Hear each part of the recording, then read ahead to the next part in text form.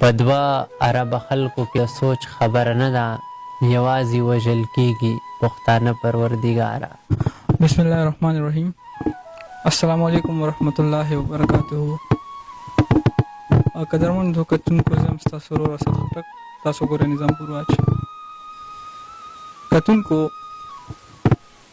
کم سخت وخت چې په پښتون راځي، څومره سختې راځي، څومره درد راځي، څومره تکلیف راځي، دومره پای چام نه راځي.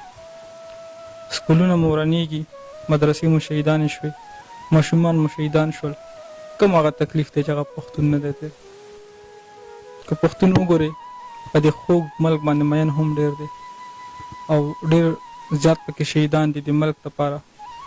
عزتمندو، د دې حوالې سره زموږ ډېر خوږ ورور حیران خټک یو غزل لیکلی، هغه ماشومانو دپاره کوم چې شهیدان شوي په پېښور کې مدرسې کې دي. حیران خټک صاحب د مینهوالو سره شریک. مننه خټک صاحب. دا رنګې واقع چې کېږي، دې بیانولو دپاره خو الفاظ نه د بل چا سره وي او نه د ما سره، ځکه چې دا ډېرې انتهایي افسوسناکې واقع وي.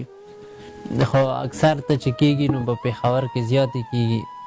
نو دې حوالې سره پېښور مې یاد کړی چې د امن ځای وې ډک د شره چا کړې، ښار د ګلونو وې نظره چا کړې.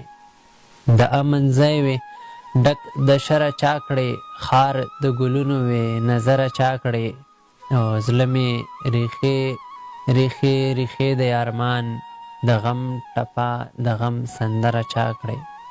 زړه مې ریښې ریښې ریښې د ارمان د غم ټپه د غم سندره چا کړې. کله په سکول کله جومات چاودنه، دومره بدنام ته د زړه سره چا کړې.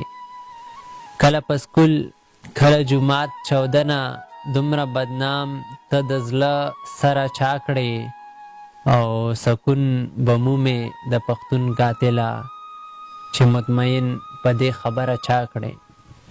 سکون به مومې د پښتون قاتله، چې مطمئن په دې خبره چا کړې. حیران په غم دی ژړوي لفظونه، د وینو ډک یا پېښوره چا کړې. حیران په غم دی ژړوي لفظونه، د وینو ډک یا پېښوره چا کړې. د امن ځای وې ډک د شره چا کړې، ښار د ګلونو وې نظره چا کړې. د شاهنواز باقر صاحب شعر دی، په دې به اختتام وکړو چې په دوه اربه خلکو کې د سوچ خبره نه ده، یوازې وژل کېږي پښتانه پروردګاره. نو واقع چې د سوچ خبره ده، اجازت نه غواړو. قدرمندو کتونکو، څنګه چې تاسو د حیران خټک صاحب نه دغه غزل، هغه دردېدلي لفظونه واورېدل، کوم چې حقیقت کېږي، دا به تر هغه پورې روانې، تر هغه پورې به پښتون بچی حلالېږي چې تر څو پورې د پښتون اواز یو نه وي، څو پورې زموږ اتفاق نه وي.